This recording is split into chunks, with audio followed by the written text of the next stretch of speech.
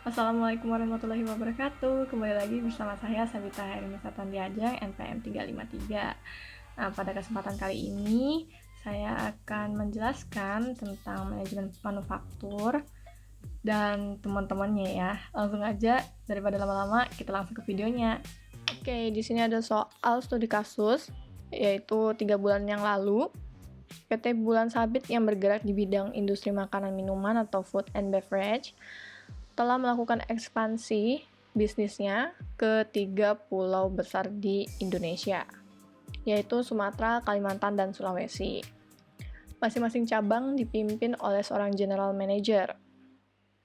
General manager masing-masing dari kantor cabang tersebut diminta untuk memenuhi laporan perkembangan yang terjadi selama 3 bulan sejak perusahaan cabang tersebut berdiri. Posisikan diri kita sebagai general manager yang telah memimpin perusahaan cabang selama 3 bulan terakhir. Dan buatlah serta berilah penjelasan mengenai 5 tahapan dari fungsi manajemen manufaktur, manajemen persediaan minimal 20 barang, siklus atau proses penjualan dengan transaksi tunai dan kredit, dan yang terakhir, pencatatan laporan keuangan perusahaan atas transaksi yang telah dilakukan di poin 1 dan sampai 3. Nah, dari soal studi kasus ini bisa kita kupas menggunakan aplikasi Odoo. Langsung saja kita ke materinya. 5 tahapan fungsi manajemen manufaktur. Yang pertama, menentukan produk yang akan dibuat. Nah, kita sebagai produsen tentunya telah menentukan secara pasti produk apa yang akan diproduksi. Yang kedua yaitu membuat list atau daftar bahan baku yang diperlukan. Nah, perusahaan membuat daftar bahan baku apa saja yang diperlukan untuk kegiatan produksi nantinya. Kemudian yang ketiga, memesan bahan baku yang diperlukan. Nah, pada tahap ini, PT Bulan Sabit melakukan pemesanan kepada supplier yang telah dipercaya oleh pihak perusahaan. Kemudian yang keempat, mendata dalam persediaan bahan baku yang dipesan. Perusahaan melakukan pencatatan masuknya barang atau bahan baku yang sudah dipesan sebelumnya. Maksudnya gimana nih? Nah, sebelumnya di tahap ketiga kan kita memesan bahan baku atau memesan barang. Nah, ketika barang itu sudah sampai di tangan kita harus mendatanya ulang, mencatatnya ulang. Takutnya barang yang kita pesan itu kurang atau kelebihan, atau intinya tidak sesuai dengan jumlah yang kita pesan sebelumnya.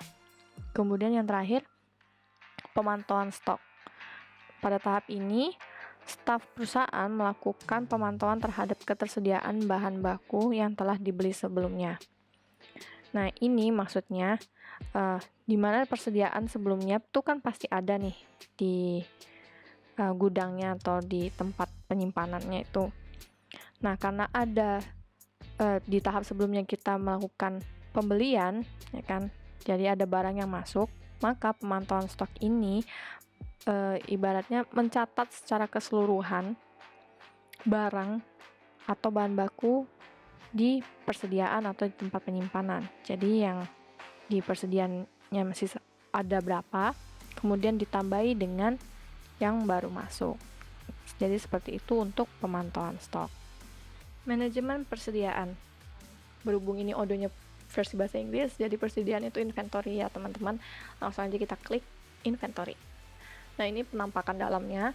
Ada manufacturing, returns, delivery orders, and receipt. Nah, gimana caranya kita mengetahui bahan baku atau produk yang ada di persediaan? Kita klik products. Chat, klik. Oke. Nah, di sini saya punya 24 barang campur. Ada bahan baku dan juga ada produk. Nah, yang produknya apa aja? Peach tea, lemon squash, onigiri, sama satunya itu cookies cake. Ada satu lagi nih ketinggalan nih, ada corn dog juga. Nah, kan penasaran nih gimana kalau kita mau masukin bahan baku atau produk baru. Nah, kita klik create. Misal nih, saya mau masukin bahan baku. Kalau bahan baku yang saya butuhkan sekarang ini apa? Garam. Kita ketik aja garam. Apakah bisa dijual atau dibeli? Kalau misalkan produknya ini produk yang dijual, maka can be purchase-nya dimatikan. Tapi kalau barangnya ini bukan untuk dijual, melainkan dibeli, maka yang can be sold-nya dimatikan. Oke. Untuk sales price ini kalian isi harga jual dari produk tersebut. Tapi berhubung ini bukan produk yang untuk dijual, melainkan untuk persediaan atau bahan baku, maka dikosongi saja. Kemudian cost-nya apa? Cost ini biaya tetapnya. Maksudnya gimana? Kalau misalkan produk yang kalian jual itu harganya 10.000, kan sales price-nya 10.000, maka cost-nya ya menurut kalian aja. Cost-nya mungkin 8.000 atau 7.000. Itu very basic ya, biaya tetapnya. Karena ini garam, satu bungkus garam mungkin harganya 5.000 ya, jadi kita masukin 5.000. Oke. Terus klik maaf. Jadi di sini ada product type-nya, consumable, service, storable product. Nah, karena ini bahan baku, jadi kan disimpan, jadi storable product. Kalau untuk dikonsumsi maka consumable product. Nah, di sini gimana nanti cara pembayarannya ya? Pesan atau diantarkan delivered quantities atau ordered quantities. Oke. Jadi ini ordered quantities. Kemudian kita klik di bagian inventory. Nah, ini ada dua macam kan teman-teman. Ada buy dan manufacture. Maksudnya di sini karena ini kan bisa dibeli, karena ini bahan baku dan bahan bakunya perlu dibeli, maka rute operasionalnya itu buy, membeli. Kalau misalkan yang produk yang kita masukkan ini memang produk buat diproduksi gitu, nah itu kliknya di manufaktur, buy-nya dimatiin. Seperti itu teman-teman ya. Contoh simpelnya sih Sprite ya, aduh nyebut merek jadinya. Jadi kan ada kalau misalnya kita jual minuman saji langsung kayak Coca-Cola, Fresh Tea dan teman-temannya itu kan bisa kita stok nih, bisa kita beli, disimpan di persediaan, kemudian bisa kita jualkan lagi. Nah, kalau misalnya kita jualkan lagi ya kita bisa klik manufacture dan can be sold. Oke, gitu. Karena ini garam kita beli, oke, kelar. Kemudian update quantity. Nah, maksudnya apa nih update quantity? Kita masukin yang garam yang ada, yang kita punya nih, di kita nih ada berapa bungkus. Misal saya punya 10 bungkus, oke, masukin apply. Sudah.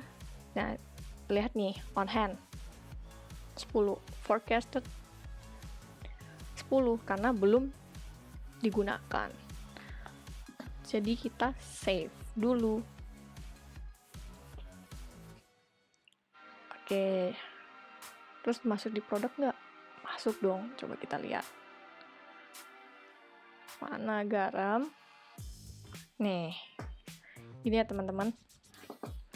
Nah, untuk kali ini kalau misalkan kita mau membuat persediaan dari produk apa nih? Produk yang mau kita jual. Contoh misalnya nih, corn dog ya, harga jualnya 10.000. Nah, yang di persediaan itu ada 15 unit, ada 15 corn dog. Tapi kita mau nambah jumlahnya. Gimana caranya? Kita balik lagi ke inventory. Masuk ke manufacturing. Dan create. Produknya apa? Ini cari aja corn dog. Oke, klik. Mau bikin berapa? Nambah berapa? Nambah 5 misalnya. Oke. Terus komponennya apa aja? Ada keju mozzarella, tepung terigu, kan? Tepung roti, telur, dan sebagainya. Nah, telur ini satu telur itu kan isinya 30, ya kan? Satu piring maksudnya, isinya 30. Jadi kita kurangi, mungkin satu kali bikin 5 corn dog itu cuma butuh 4 biji gitu. Berarti berapa tuh? 0, mungkin kita bikin jadi 3 aja kali ya. 0,3. 0,1. Maaf. Oke, tepung rotinya 1 bungkus pasti sudah cukup. Kemudian tepung terigunya 1 juga sudah cukup. Ini mau keju mozzarellanya 1 kilo. Berarti kita kurangin. Berarti cuma 0,1. Sudah, akhirnya kita konfirmasi untuk membuatnya.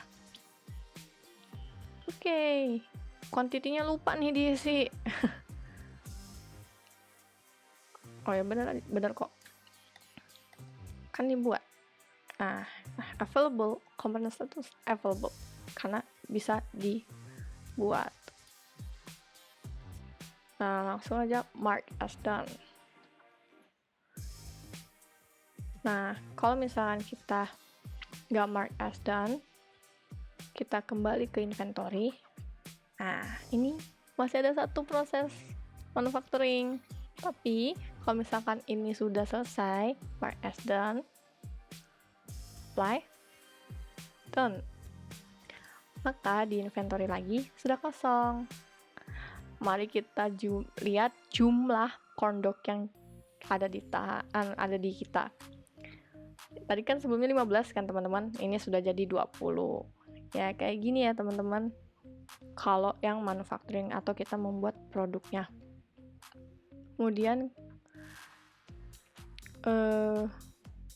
kita kembali ke sini. Nah, gimana kalau misalkan persediaannya tuh harus beli? Ya, kita klik purchase. Dan create. Kita butuh apa nih? Misalkan vendornya dari Yovamart. Produknya apa? Mungkin beras nih 10 kg. Nah, harga segini. Nah, ini terserah kita gimana mau ngirim pesan orderannya, lewat email atau just like this, confirm order.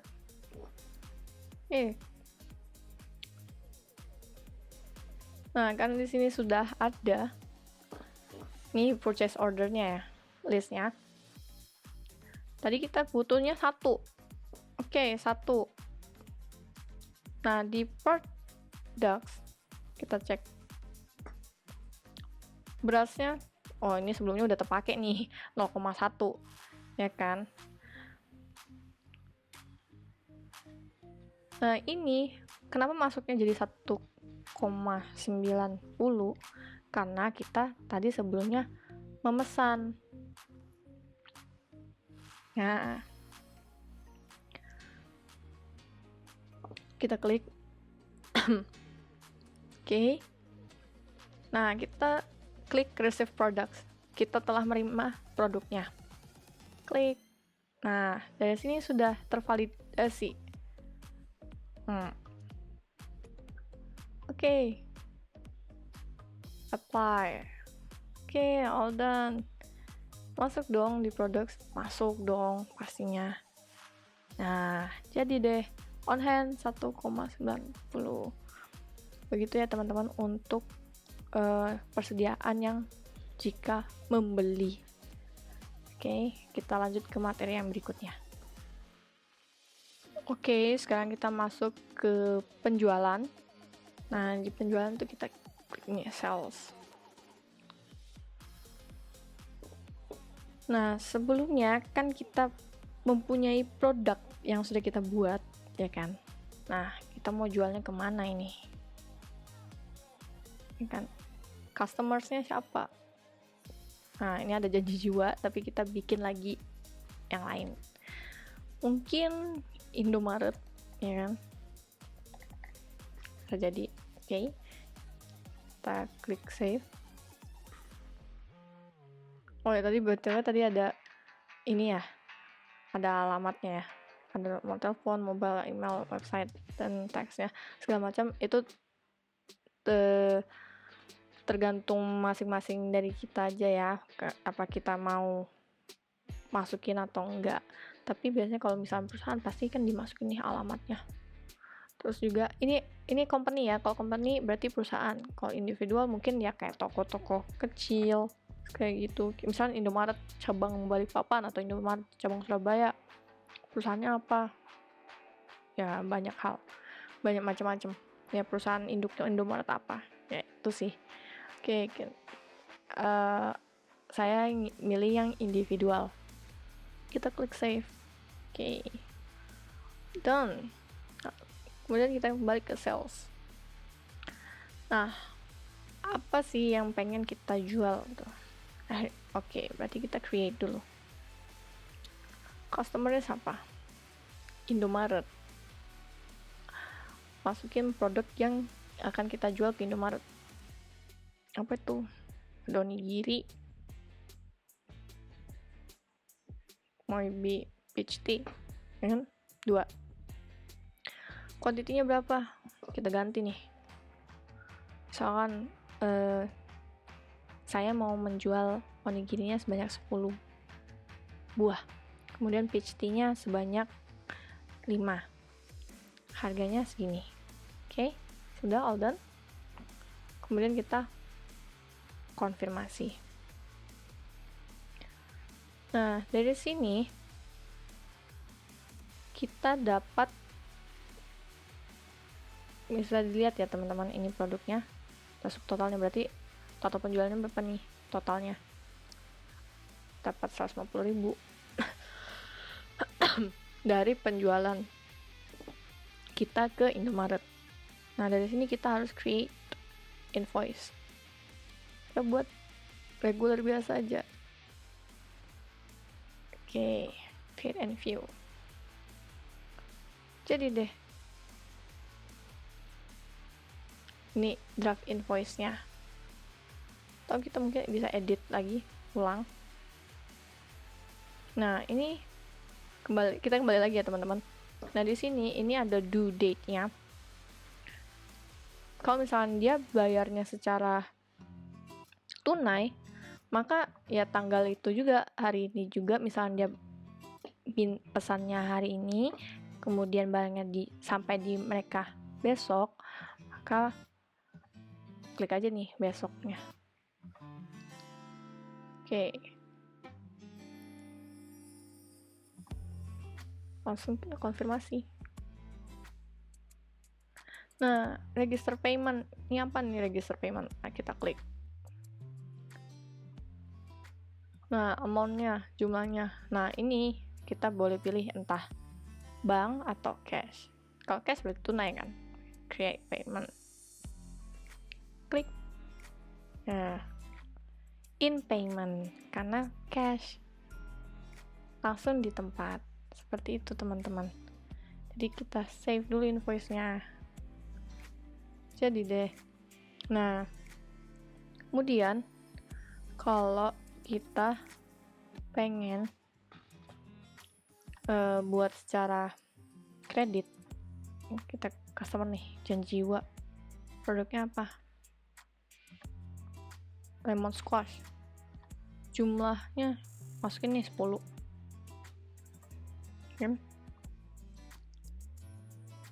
Oke, price-nya segini ya, yang sama aja kayak sebelumnya. Kemudian kita konfirmasi. Nah, di sini ada payment terms. Tadi lupa ya, ketinggalan payment terms-nya. Nah, kalau misalkan kredit ya, teman-teman, itu kita bisa mungkin kalau kredit ada 2 bulan, 45 hari, 30 hari, 21 hari, 15 hari, atau immediate payment. Kalau immediate payment berarti dibayar pada hari itu juga. Sebenarnya ini bukan kredit ya, tapi waktu jatuh temponya pembayaran. Jadi bayarnya belakangan, ya sama aja juga kayak kredit ya. Kalau bayar kredit juga di jatuh tempo. Misalnya dia bayarnya di 15 hari mendatang. Setelah barang itu sampai, berarti mereka akan membayar ke kita sebesar 150.000 dalam kurun waktu 15 hari kemudian. Oke, berarti kita create invoice-nya. On delivery, create and view invoice, regular invoice. Oke, sudah. Jadi nih, drive invoice-nya. Kita jual ke Janji Jiwa. Kemudian kita konfirmasi. Nah, di sini kan masih ini belum terbayarkan nih. Ya kan? Anggap aja kita percepat aja udah dibayar. Register payment. Invoice tanggal berapa? Oke. Kan payment date-nya tanggal 31. Bank atau cash? Biasanya kalau kredit biasanya bank. Kita klik bank aja ya. Akhirnya create receive bank account. Ini nomor rekeningnya ya, nomor rekening bank orangnya atau kita juga saya kurang paham juga, tapi kayaknya pihak mereka dari Janji Jiwanya. Kita klik aja langsung create payment. Oke, all done. In payment, sudah terbayarkan. Jadi seperti itu ya teman-teman. Kalau yang penjualan secara tunai, yang tadi contohnya di Indomaret karena langsung hari itu juga dibayarkan. Kemudian kalau yang kredit, kayak tadi yang Janji Jiwa tadi, dibayar setelah 15 hari barang itu sampai di mereka. Jadi misalnya hari ini barangnya sampai di mereka, tapi mereka akan bayar setelah 15 hari. Jadi kita nunggu 15 hari dulu baru mereka bayar ke kita. Begitu ya teman-teman. Oke, kita lanjut ke materi berikutnya. Oke, sekarang kita masuk ke bagian yang terakhir, yaitu laporan keuangan atas kegiatan yang sebelum-sebelumnya. Nah, di sini untuk laporan keuangan kita klik yang accounting. Nah, di sini kalau misalnya kita mau membuat laporan keuangannya, kita klik yang reporting. Nah, di sini kan bukan terlalu banyak ya, memang banyak pilihannya. Nah, karena kita mau lihat laporan yang dari kegiatan sebelum-sebelumnya, jadi kita klik yang balance sheet. Nah, bisa dilihat ya teman-teman. Kita ada pemasukan 150.000, kemudian current asset 250, total current asset jadinya 400.000. Liabilities ini liabilitas karena kita tidak melakukan pinjaman ke bank, jadi kayak kosong. Nah, jadi ekuitasnya ini 400.000. Nah, ini sudah merupakan laporan keuangan secara keseluruhan. Nah, kita bisa menyimpan datanya dalam bentuk Excel maupun PDF. Ya, kalau PDF tinggal klik aja. Singkat.